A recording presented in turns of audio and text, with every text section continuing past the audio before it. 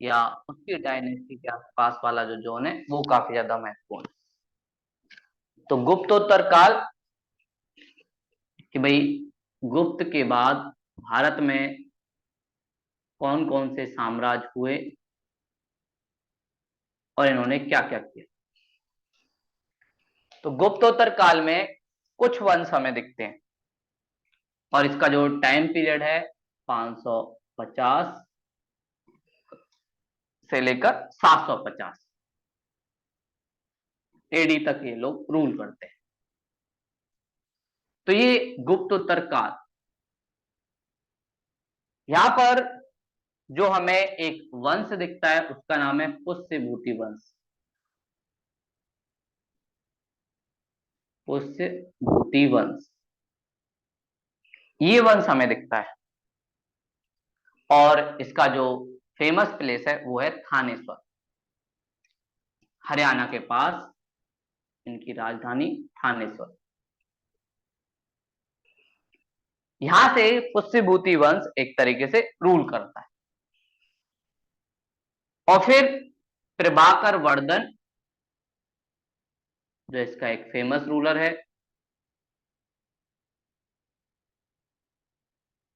इसकी कुछ संतानें हैं जिनमें एक इसका बेटा है राज्यवर्धन, बड़ा पुत्र, बड़ा बेटा इसका।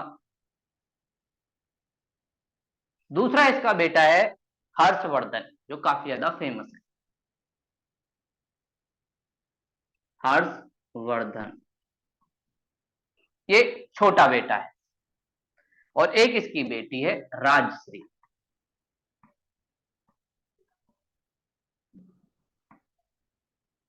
राजश्री और आगे चलकर हर्षवर्धन अपनी राजधानी कन्नौज ले जाएगा। कन्नौज ले जाने का एक कारण होगा, पिताजी ने अभी थानेश्वरी बनाया है और प्रभाकर वर्धन की जो बेटी है इसकी शादी वो कन्नौज के मोखरी वंश के यहां करता है। इसका विवाह कन्नौज में मोखरी वंश वहां पे करते हैं। सब कुछ अच्छा चल रहा होता है, सारी चीजें अच्छी थी, लेकिन एक युद्ध होता है जिसमें प्रभाकर वर्धन मारा जाता है। जो इनका पिता है प्रभाकर वर्धन, उसकी डेथ हो जाती है। इसका बदला लेने के लिए बड़ा बेटा जाता है राज्यवर्धन, वो भी मारा जाता है। फिर उसके बाद राजश्री का जो पति है वो भी जाता है, वो भी मारा जाता है। अंत में हर्षवर्धन जाता है जो जीत के आता है। अब हर्षवर्धन के ऊपर दो जिम्मेदारी है, एक तो अपने पिताजी जो छोड़ के गए वंश उसको देखना है, दूसरा जो उनकी बहन का है उसको भी देखना है। तो हर्षवर्धन सोचता है कि भाई क्यों ना अपनी राजधानी कन्नौज बना ली जाए। तो हर्षवर्धन कन्नौज में अपनी राजधानी बना लेते। और हर्ष के दो शत्रु काफी ज्यादा फेमस थे जिन्होंने हर्ष को काफी ज्यादा परेशान किया। एक था बंगाल का रूलर शशांक, ये बंगाल का शासक था जिससे हर्ष की काफी कम बनती थी। और दूसरी तरफ चालुक्य, चालुक्य जो रूलर थे, उनके वहां एक शासक था जिसका नाम था पुलकेशन सेकंड। ये भी हर्षवर्धन को काफी ज्यादा परेशान करेगा और पुलकेशन सेकंड इससे लड़ेगा भी, एक बार ये हर्ष को हराएगा भी। तो ये सारी चीजें इसके बारे में चल रही थी। और हर्ष के बारे में बोला जाता है इसके अंदर दो खूबियां थी। एक तो ये अशोक की तरह बौद्ध धर्म ज्वाइन कर लेता है। पहले शिव धर्म को मानता था। इसमें अशोक भी मिलता है, क्यों? क्योंकि अशोक ने बौद्ध धर्म ज्वाइन किया और हर्ष ने भी।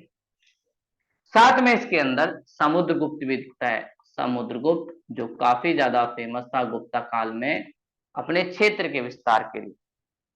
तो इसने समुद्रगुप्त की तरह सैन्य अभियान भी चलाया, इसलिए हर्ष को बोला जाता है कि इसमें कुछ खूबियां अशोक की है, कुछ खूबियां समुद्रगुप्त की हैं। ये बौद्ध धर्म को भी अपनाता है और साथ में अपना सैन्य विजय अभियान भी चलाता है। और इसके बारे में और जो बातें हैं हर्षवर्धन के बारे में, वो एक व्यक्ति है रवि कीर्ति। रवि कीर्ति एक पिलर पर कुछ बातें लिख के जाएंगे। उनका एक अभिलेख काफी ज्यादा फेमस है। उस अभिलेख में बहुत सारी बातें वो लिखेंगे। रवि कीर्ति का ऐहोल अभिलेख, ऐहोल एक क्षेत्र है, वहां पर वो अभिलेख में कुछ लिख के जाएंगे। वैसे लिखवाएगा कौन? रवि कीर्ति। तो रवि कीर्ति ये सारी बातें लिखवा के जाएंगे और बताएंगे कि चालुक्य शासक, ये जो चालुक्य शासक है पुलकेशन सेकंड, इसने हर्ष को पराजित कर दिया। तो हमें ये बात कहां से पता चली? ऐहोल अभिलेख से, जो रवि कीर्ति ने लिखवाया कि भाई चालुक्य शासक पुलकेशन द्वितीय ने हर्ष को हरा दी। साथ में हर्ष आगे चलकर कश्मीर का अभियान करेगा और वहां के जो शासक है उनको पराजित करेगा। और कश्मीर के अभियान के साथ ये वहां से बुद्ध का दांत उठाकर लाएगा। गौतम बुद्ध का दांत, उनका दांत उठा के लाएगा और उसके बाद ये बौद्ध धर्म ज्वाइन कर लेगा। पहले शैव धर्म को मानता था, शिव की पूजा करता था, लेकिन अब बौद्ध धर्म को मानने लगेगा। तो कश्मीर के अभियान के बाद इसका थोड़ा सा परिवर्तन हुआ इसके अंदर। और फिर धीरे धीरे इसने बौद्ध धर्म को मानने वाले लोगों को सहायता देनी स्टार्ट कर दी। ऐसे हर्ष का शुरुआती फेज चला। उसके बाद इसके धीरे धीरे स्थिरता आने लगी।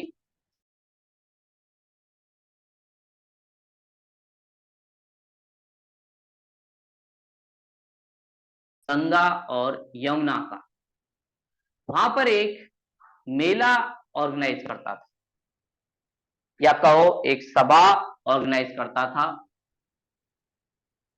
प्रयागराज में, जिसे उस टाइम प्रयाग कहते थे, इलाहाबाद भी इसे ही कहते हैं।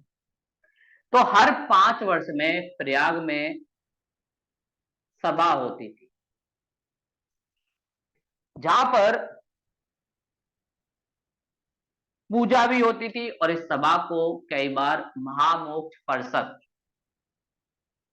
बोला जाता था कि भाई ये महामोक्ष परिषद है। जैसे अभी कुंभ मेला होता है, बहुत सारे लोग नहाने जाते हैं, गंगा में डुबकी लगाने, ऐसे ही। तो हर 5 वर्ष में ये इस सभा का ऑर्गेनाइजेशन करता था और इस सभा में पूजा की जाती थी बुद्ध की, सूर्य की, बुद्ध को एज अ देवता, सूर्य को भी एज अ देवता, प्लस शिव की, इन सब की पूजा की जाती थी। इन सब को काफी ज्यादा माना जाता था। साथ में इसके दरबार में एक व्यक्ति जो काफी ज्यादा फेमस है, बाण भट्ट, वो भी रहते थे, लिखते रहते थे बहुत सारी चीजें। तो इसके दरबार में रहने वाले बाण भट्ट ने बहुत सारी बुक लिखी, जिसमें हर्षचरित काफी ज्यादा फेमस है, कि हर्ष के बारे में लिखी। उसका चरित्र कैसा था, नेतृत्व कैसा था, इनके बारे में बहुत सारी चीजें हमें इसी से पता चलती कि वो बौद्ध धर्म अपना लिया। साथ में कादम्बरी एक प्रेम गाथा, उसको भी ये लिखता है। और उसके अलावा चंडी साता,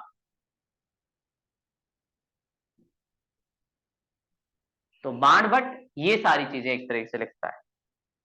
चंडी साता, कादम्बरी, ये साहिब। और इसके दरबार में रहने वाला एक व्यक्ति जिसका नाम है जयसेन, ये अपने आप को बोलता था कि मैं ऐसा हूं जैसे चंद्रगुप्त सेकंड के समय कालिदास और भास, मतलब ये चंद्रगुप्त सेकंड के नवरत्न से अपनी तुलना करता था। तो इनके यहाँ जयसेन जैसे व्यक्ति भी मिलते हैं। साथ में हर्षवर्धन ने खुद भी कुछ बुक लिखी। बोला जाता है कि हर्ष ने खुद भी कई बुक लिखी, जैसे प्रिय दर्शिका एक प्रेम कहानी, ये हर्ष लिखता है। साथ में रत्नावली, ये भी हर्ष लिखता है। और इसके अलावा नागानंद, ये 3 बुक हर्ष खुद लिखता है। प्रिय दर्शिका, रत्नावली, नागानंद, इन बहुत सारे लोग बोलते हैं ये हर्ष ने नहीं लिखी। जब ये जम्मू का अभियान करता है तो ये वहां एक कवि था धावक, ये सारी रचनाएं धावक कवि की हैं, और हर्ष ने वहां से चुराया और अपना नाम दे दिया। ऐसे बहुत सारे लोग अपनाते हैं, लेकिन अभी इतिहास में माना जाता है ये सब हर्ष ने लिखी। माना यह जाता है कि भाई जम्मू कश्मीर में भी एक व्यक्ति था जो लिखता था, लेकिन अभी हम क्या कहते हैं, हर्ष ने लिखी है प्रिय दर्शिका, रत्नावली, नागानंद, क्योंकि हमारे पास कोई सबूत नहीं है। साथ में ही शिक्षा के क्षेत्र में जो कुमार गुप्त नालंदा विश्वविद्यालय को बना के गए थे, उसको इन्होंने अपना समर्थन जारी रखा। और हर्ष शिक्षा के लिए नालंदा यूनिवर्सिटी को बहुत सारे गांव का राजस्व दान में देता है। तो नालंदा विश्वविद्यालय के लिए गांव का राजस्व ये देता है।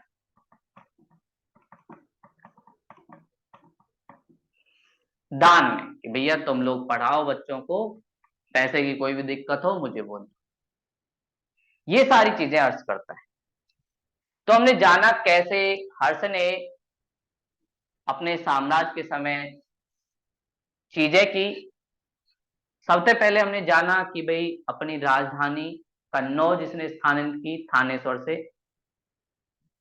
दूसरा कश्मीर का अभियान किया, और कश्मीर का अभियान करके वहां से बुद्ध का एक दांत लेके आया, और उसके बाद इसने शैव धर्म को छोड़ के बौद्ध धर्म अपनाया। रवि कीर्ति के एहोल अभिलेख से पता चलता है कि भाई हर्ष को चालुक्य शासक पुलकेशन द्वितीय ने हराया। साथ में हमें पता चलता है कि हर्ष हर 5 साल में एक महामोक्ष परिषद का ऑर्गेनाइजेशन करता था, जो होता था प्रयाग में, और यहाँ पर बुद्ध, सूर्य और शिव की पूजा होती थी। हर्ष के दरबार में बाण भट्ट जैसे लेखक थे जिन्होंने हर्षचरित, कादम्बरी और चंडी साता लिखा। साथ में ही माना जाता है जयसेन एक ऐसा कवि था जो अपने आप को कालिदास और भास से कंपैरिजन करता था। और हर्ष ने खुद भी 3 पुस्तकें लिखी, प्रियदर्शिका, रत्नावली और नागानंद, जिन्हें कई बार एक धावक कवि के भी बताया जाता। साथ में हर्ष ने शिक्षा पर ध्यान देने के लिए नालंदा विश्वविद्यालय के लिए गांव का राजस्व दान में दिया। ये सारे काम जो हर्ष ने किए बहुत अच्छे काम थे, अपने साम्राज्य को आगे बढ़ाया, लोगों को एक साथ जोड़ा, और इसके लिए हर्ष काफी ज्यादा फेमस है। हर्ष के समय में ही एक व्यक्ति, चाइनीज यात्री भारत आता है, ह्वेनसांग। ह्वेनसांग भी अपना एक पूरा विवरण लिखता है। और आपको याद होगा, हमने एक और व्यक्ति के बारे में देखा था, फायान। उसने भी अपना विवरण दिया था, चंद्रगुप्त सेकंड के बारे में बहुत सारी चीजें बताई थी। ऐसे ही ह्वेनसांग इसके दरबार में आएगा, साथ में कुछ साल रुकेगा भी। और ह्वेनसांग के विवरण से भी हमें बहुत सारी बातें पता चलती हैं कि भाई हर्ष का जो साम्राज्य था वो कैसा था, क्या सच में हर्ष सही से रूल करता था या नहीं। तो ह्वेनसांग हर्ष के साम्राज्य में आएगा। उसका उद्देश्य एक था, भारत में बौद्ध धर्म की शिक्षा ग्रहण करना। चाइनीज लोगों को बौद्ध धर्म से काफी लगाव था उस टाइम। तो ह्वेनसांग का विवरण जो हमें बहुत सारी चीजें बताएगा कि भाई कैसे वहां पे लोग थे, कैसी वहां पे आर्थिक कंडीशन थी, कानून व्यवस्था कैसी थी। तो इसका विवरण हमें बहुत सारी जानकारी देता है। ह्वेनसांग स्थल मार्ग से जमीन के रास्ते भारत में आता है और जमीन के रास्ते ही चला जाता है। तो समुद्री रास्ते का ही उपयोग नहीं करता, जमीन से आएगा और जमीन से जाएगा, स्थल मार्ग से आना, स्थल मार्ग से जाना। लेकिन वही फायान जो था, स्थल मार्ग से आया था। फायान स्थल मार्ग से आया था, लेकिन गया किससे? समुद्र से। उसने दोनों रूट देखे थे, लेकिन ह्वेनसांग ने एक ही रूट देखा। और ये चाइना में जाके अपनी जो बुक लिखता है, उस बुक को सी यू की, चाइनीज वर्ड सी यू की के नाम से लिखता है।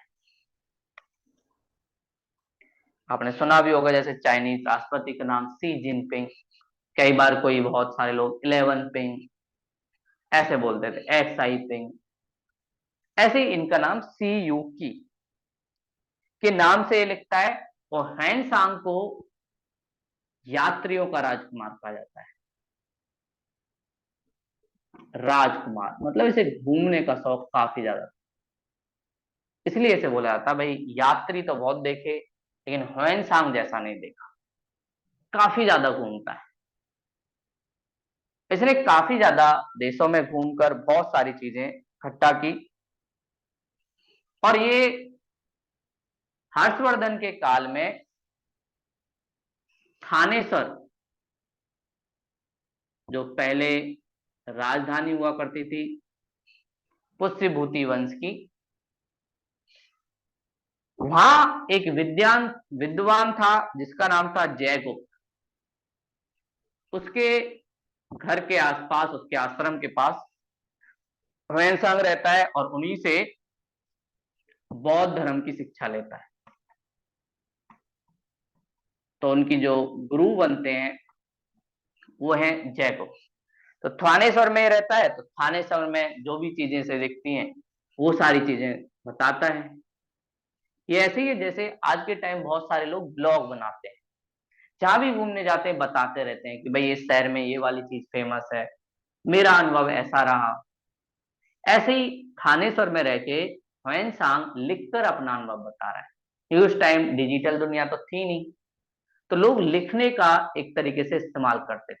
आज भी बहुत सारे लोग घूमते रहते हैं, कोई बाइक पे, कोई कुछ पे, और अपने ब्लॉग बनाते रहते हैं। लेकिन ये लोग एक तरीके से लिखकर अपनी बातों को बयां करते हैं।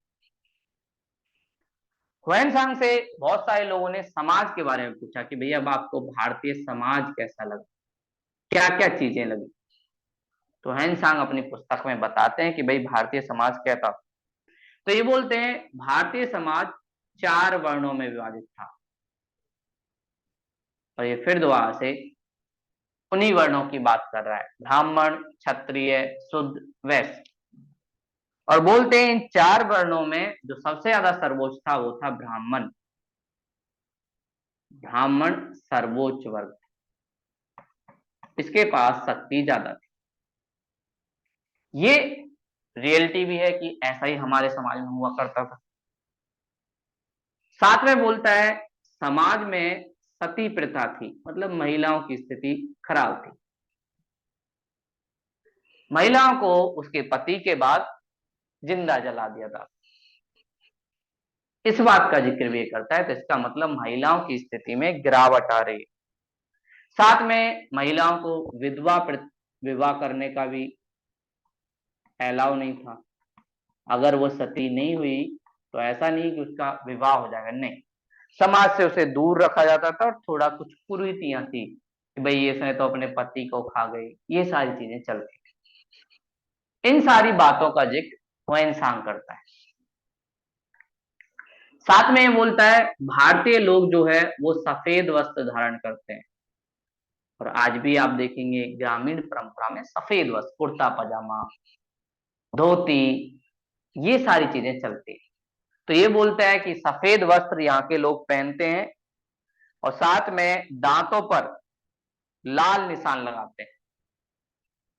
दांतों पर लाल निशान, ये बात कर रहा है मंजन की, कि हम लोग मंजन भी करते थे, मतलब उस टाइम के लोग भी दांतों की साफ सफाई या अपनी साफ सफाई पर ध्यान देते।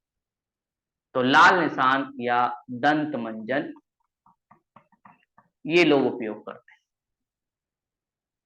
ये बातें हमें इंसान समाज के बारे में बताता है। और साथ में बोलता है पुरुष और महिला दोनों, पुरुष एवं महिला दोनों भारत में कुंडल पहनते हैं। बहुत सारी जनजातियां अभी भी हमारे देश में ऐसी हैं जो कुंडल पहनती हैं। या आपने कभी महाभारत या रामायण देखा होगा तो उसमें देखा होगा सभी लोग आभूषण कर पहनते हैं, चाहे महिला हो पुरुष। तो यही बात ये बोलते हैं कि सफेद वस्त्र, लाल निशान, और पुरुष महिला दोनों कुंडल पहनते हैं। साथ में इन्होंने जब बौद्ध धर्म से जुड़ी हुई प्राचीन जो शहर थे उनको देखा, जो काफी ज्यादा इन्होंने सुने थे। पाटलिपुत्र भी ये गए, साथ में कपिल वस्तु भी गए, जो इन्होंने नाम सुना था कि भाई ये शहर यहाँ पे बुद्ध जी को ज्ञान मिला, यहाँ पे ये सारी चीजें हुई। और साथ में श्रावस्ती, तो इन्हें बोले गया तो था मैं, लेकिन अब ये शहर विकसित नहीं है। ये शहर अब काफी ज्यादा नष्ट हो गए हैं। तो बोलते हैं पाटलिपुत्र, कपिलवस्तु, श्रावस्ती जैसे शहर नष्ट हो गए हैं।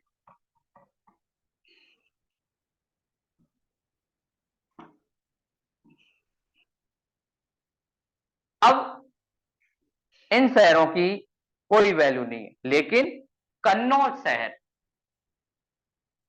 जहां पर हर्षवर्धन की राजधानी है, काफी विकसित है। और बहुत सारे लोग इसको एक और नाम से भी बोलते हैं, महोदयश्री। कन्नौज का एक और नाम महोदयश्री। और इसको दिया जिसने था वो थे बाण भट्ट। बाण भट्ट ने बोला था कन्नौज क्या है, महोदयश्री, मतलब मेहमानों का सम्मान करती है।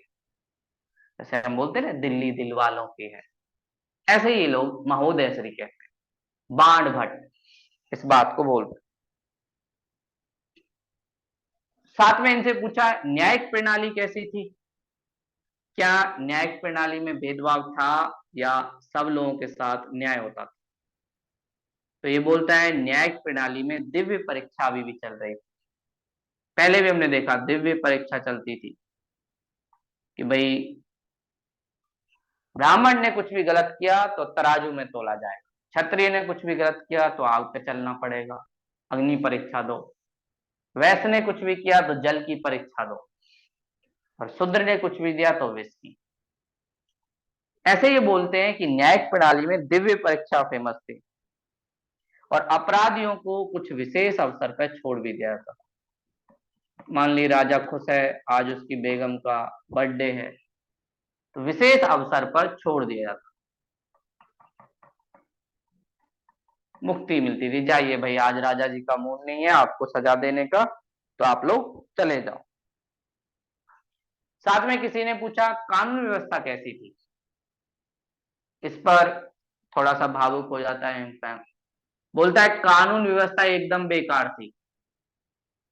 किसी ने बोला क्यों, बोलता है मुझे ही 2 बार लूट लिया, मैं घूमने जा रहा था, बोला इधर चलो, इधर दूसरा मंदिर है बुद्ध धर्म का, और मुझे खुद ही इन लोगों ने 2 बार लूट लिया, तो हैंडसांग 2 बार लुटा।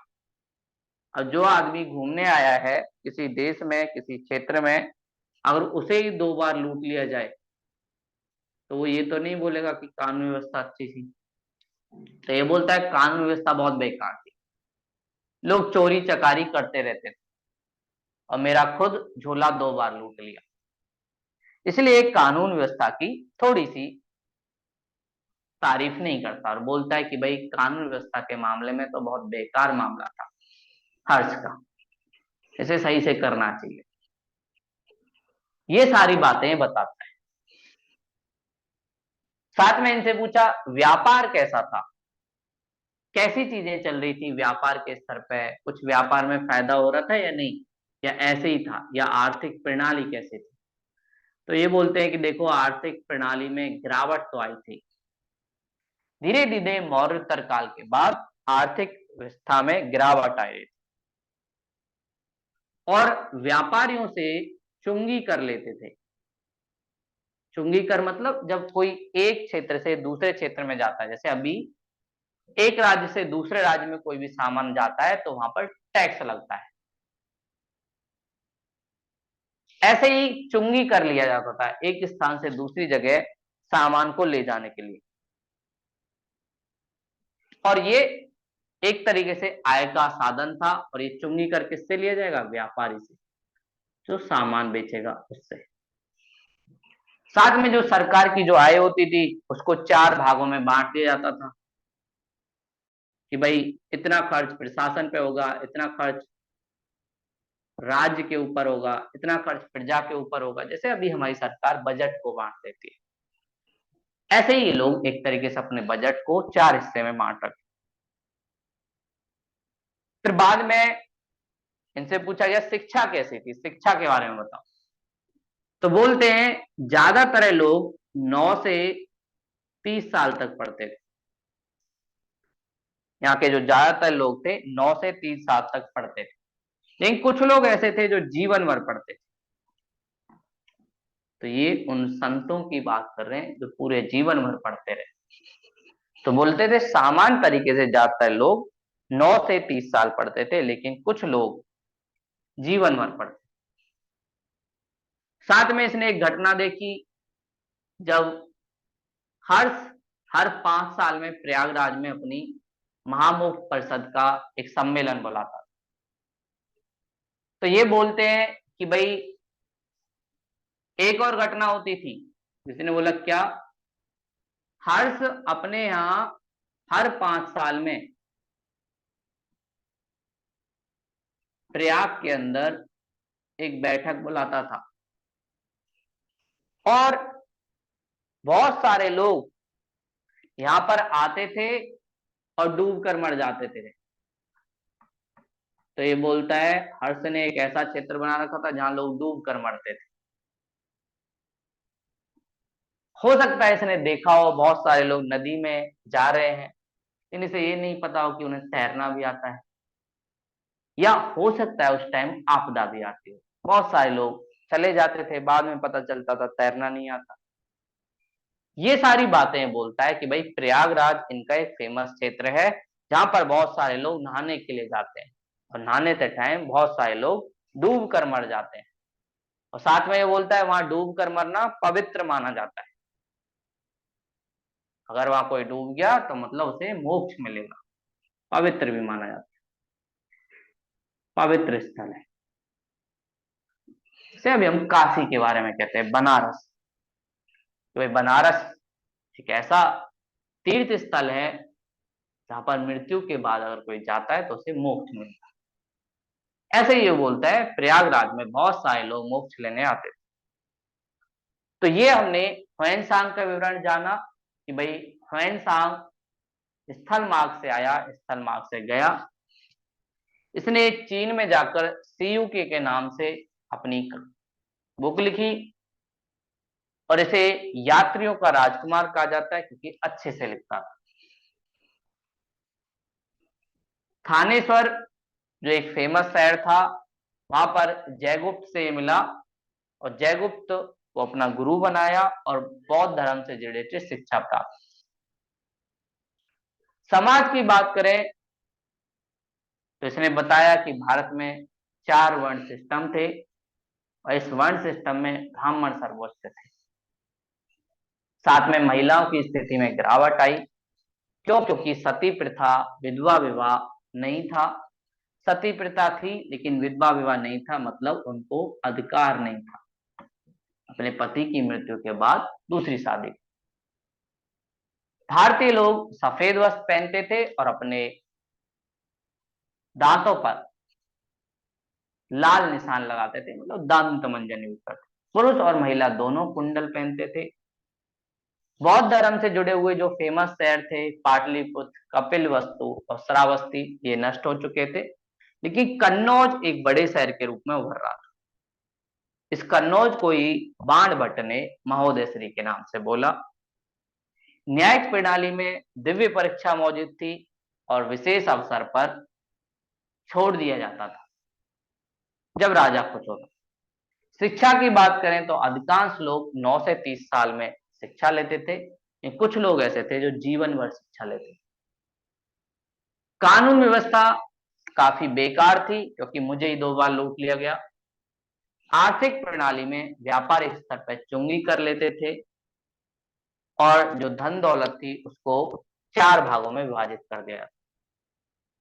तो ऐसे एक तरीके से इनके यहाँ होता था और प्रयाग में बहुत सारे लोग डूब कर मरने के लिए जाते थे और उसको पवित्र माना जाता।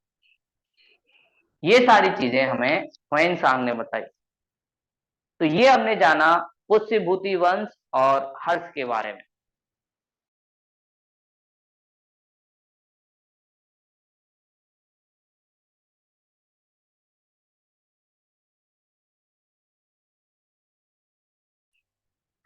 कश्मीर के अंदर भी कुछ परिवार दिखते हैं जिन्होंने रूल किया और उन्होंने कुछ काम किया जो काफी ज्यादा फेमस। तो कश्मीर जो अभी भी काफी महत्वपूर्ण माना जाता है कि भारत का मुकुट है और जिसे भारत का स्विट्जरलैंड कहा जाता है, वहां पर भी कुछ राजाओं ने रूल किया। तो कश्मीर और कश्मीर में कैसे राजा होते थे, कैसे वहां की जनता चुनती थी। कश्मीर में कई वंश हमें मिलते हैं जिनमें पहला वंश कारकोट, ये लगभग 8वीं सदी में है। जैसे हम अभी 21वीं सदी में है, ये 8वीं सदी। और इसके जो संस्थापक थे कारकोट वंश के, जिन्होंने इसकी स्थापना की, उनका नाम था दुर्लभ वर्धन। दुर्लभ वर्धन ने इसे बनाया, कारकोट वंश को। और इस वंश से जुड़े हुए एक शासक जिनका नाम था ललितादित्य, वो एक मंदिर का निर्माण करवाते हैं जो मंदिर काफी ज्यादा फेमस हुआ, आज भी फेमस है। ललितादित्य सूर्य देवता की याद में मार्तंड सूर्य मंदिर, सूर्य मंदिर, अभी ये जो मंदिर है पीओके वाले क्षेत्र में, पाकिस्तान ऑक्यूपाइड कश्मीर। और ये मंदिर हिंदू धर्म के लिए काफी पवित्र माना जाता है कि एक बार आप मार्तंड मंदिर चले गए तो आपको मोक्ष मिलना निश्चित। तो इसने इस मंदिर को बनवाया। और कई बार आर्ट एंड कल्चर में या क्वेश्चन में पूछ लिया जाता है भाई मार्तंड सूर्य मंदिर कहाँ पे है, कश्मीर, गुजरात, राजस्थान। कई बार आपसे पूछ लिया जाएगा भाई इसे किस डायनेस्टी ने बनवाया, कारकोट डायनेस्टी। उसके राजा कौन थे, ललितादित्य। उसके बाद दूसरा वंश यहाँ पे आया, उत्पल। उत्पल वंश, ये वाली फैमिली एक तरीके से यहाँ पे रूल। और उत्पल वंश के जो संस्थापक थे वो थे अवंती वर्मन, जिन्होंने इसकी स्थापना की, अवंती वर्मन।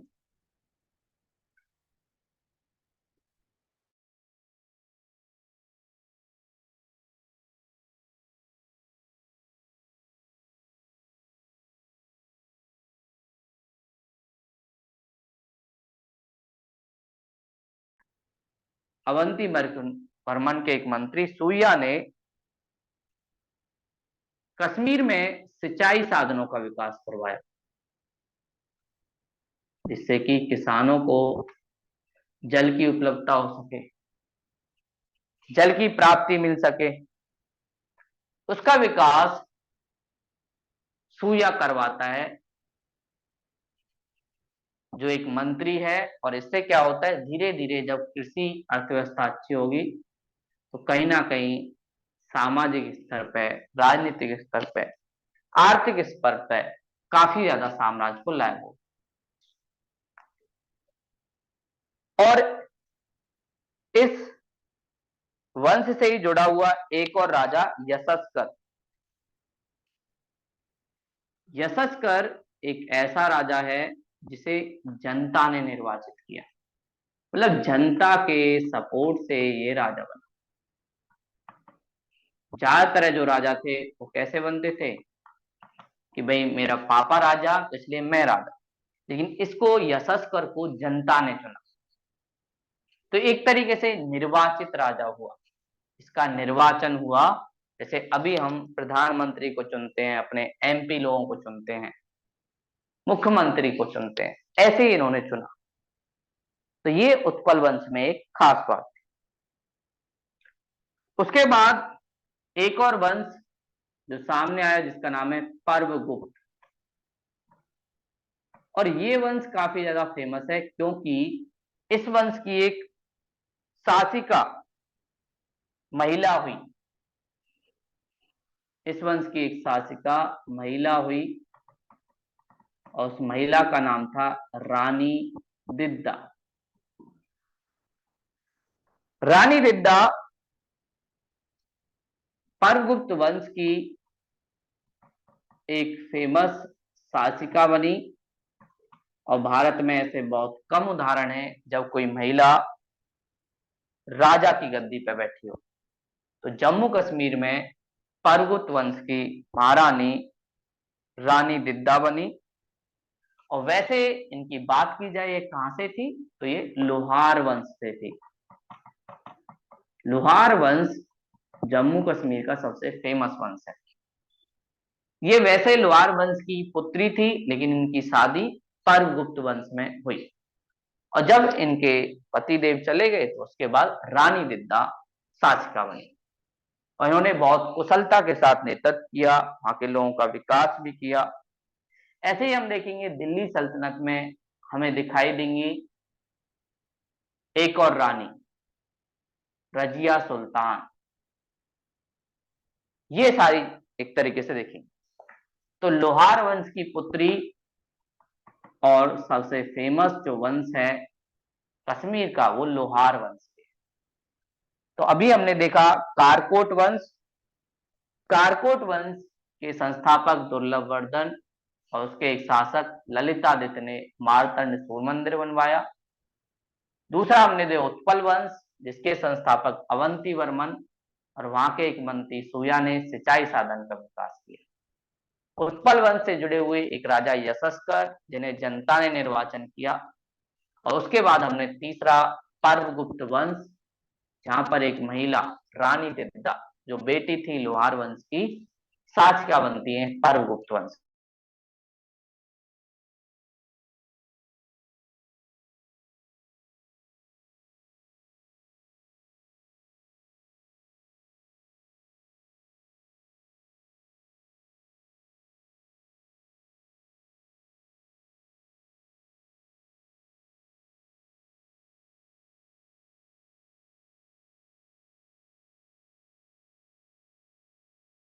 के जो रूलर थे वो भी काफी ज्यादा फेमस थे।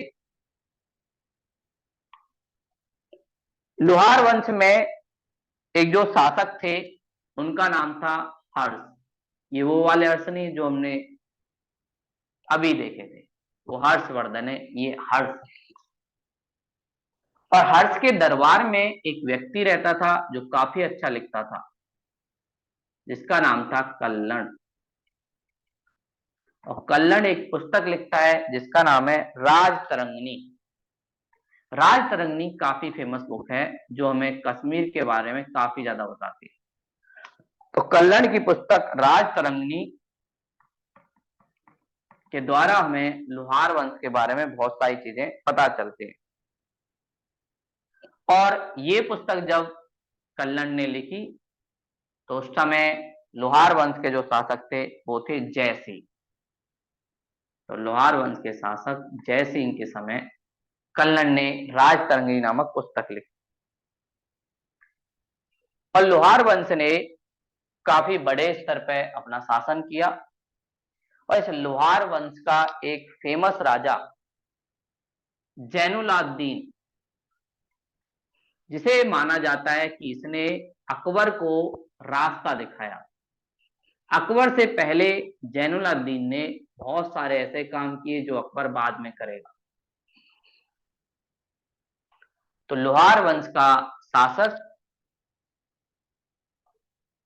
जैनुलाब्दीन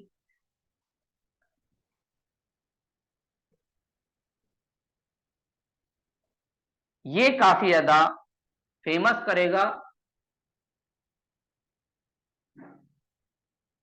लोहार वंश को।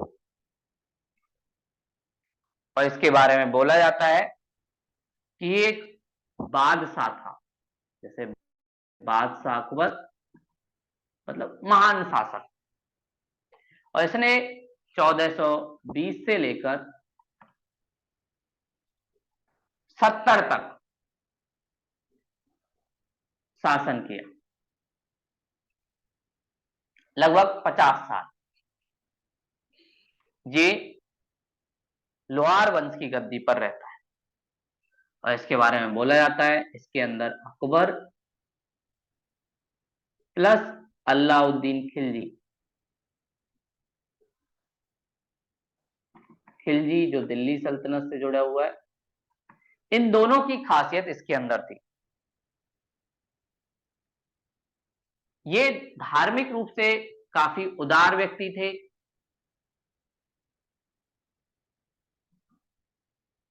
और मुस्लिम होने के बावजूद कभी भी दूसरे धर्म को नियंत्रित करने की कोशिश नहीं। और पहला ऐसा राजा जिसने भारत से जजिया कर हटाया। अकबर भी जजिया कर हटाएगा लेकिन अकबर से पहले ये हटाया। जजिया कर क्या होता था? गैर मुस्लिम धर्म को मानने वाले लोगों पर लगाया जाने वाला टैक्स, कि भाई देखो हम लोग राजा हैं लेकिन फिर भी तुम अपना धर्म अपना रहे हो तो इसके लिए तुम्हें टैक्स देना पड़ेगा। लेकिन इसने जजिया कर को समाप्त कर दिया। इससे पता चलता है ये भेदभाव नहीं करता था। इसने समाज के अंदर अपनी एक पहचान बनाई।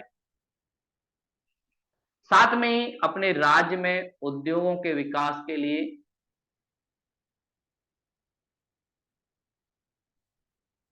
कुछ विदेशी कारीगर को बुलाया कि भाई कैसे हम लोग अपने साम्राज्य में विकास कर सकते हैं, उद्योग लगा सकते हैं जिससे लोगों को रोजगार मिले। इन विदेशी शासकों ने इसकी हेल्प की और इस तरीके से इसने आर्थिक स्तर पर भी अपना विकास करवाया। आर्थिक स्तर पर भी इसका योगदान। आर्थिक स्तर पर इसने बड़ी भूमिका निभाई। साथ में हिंदुओं की भावनाओं का ध्यान रखते हुए उनकी परंपरा, उनके रीति रिवाज, उनको चलाने का अधिकार दिया। जैसे बोला जाता है इसने हिंदुओं को सती प्रथा की अनुमति दी, क्योंकि हिंदू लोग उस समय इस प्रथा को काफी मानते थे। वैसे ये गलत थी, लेकिन ये इस बात को दिखाता है कि भाई जैनुल आबदीन ने हिंदू लोगों को उनकी परंपरा, उनकी संस्कृति को मानने का पूरा मौका दिया। साथ ही इसने भूमि की माप कराई। भूमि की माप होगी तो कर लेने में आसानी होगी, और भूमि की माप कराने के लिए इसने बहुत सारी यूनिट जो थी उनको एक तरीके से जोड़ा, और साथ में बाजार पर नियंत्रण के लिए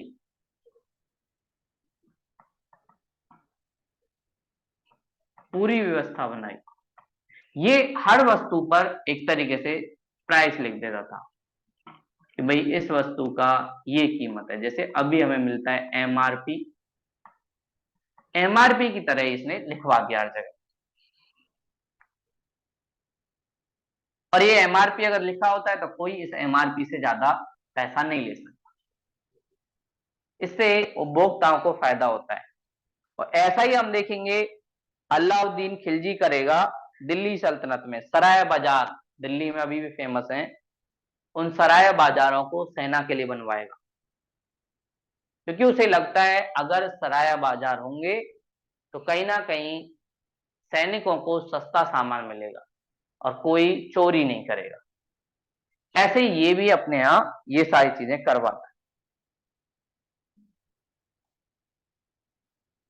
साथ में इसके समय एक व्यक्ति हुआ जिसका नाम है जॉन राज। जॉन राज, और वो राज तरंगिणी का सेकंड पार्ट लिखता है, राज तरंगिणी सेकंड। वैसे फेमस पहली वाली है, लेकिन जॉन राज राज तरंगिणी सेकंड लिखेगा। उसमें जम्मू कश्मीर के राजपाट के बारे में बहुत सारी चीजें हमें पता चलेंगी, लेकिन कल्लण की जो राज तरंगिणी है वो काफी ज्यादा फेमस है। तो ये हमने कश्मीर के लोहार वंश के बारे में जाना, जहां का पहला रूलर हर्ष, दरबार में कल्लण जो राज तरंगिणी लिखेगा, और उस समय राजा जय सिंह। और लोहार वंश से जुड़ी हुई एक पुत्री रानी दिद्दा, जो प्रभुगुप्त वंश में एक तरीके से राज्य करेगी। जैनुल आबदीन एक बादशाह जम्मू कश्मीर के, और अकबर की तरह बहुत काफी उदार नीति, और अकबर के एक तरीके से पथ प्रदर्शक जजिया कर हटाएंगे, साथ में धार्मिक रूप से उदार व्यवहार करेंगे। हिंदू लोगों को उनकी परंपरा अपनाने के लिए सती प्रथा की अनुमति देंगे। उद्योगों के विकास के लिए विदेश से कारीगर बनाएंगे, और फिर उद्योगों का विकास करवाएंगे। वस्तु की कीमत पर नियंत्रण करने के लिए बाजार पर नियंत्रण करेंगे, और उस पर एक प्राइस छपवाएंगे। भूमि की माप करवाएंगे जिससे राजस्व सही से लिया जाए। और साथ में जॉन राज उनके जो दरबार में थे, उन्होंने राज तरंगी द्वितीय लिखा। तो ये हमने कश्मीर के बारे में जाना।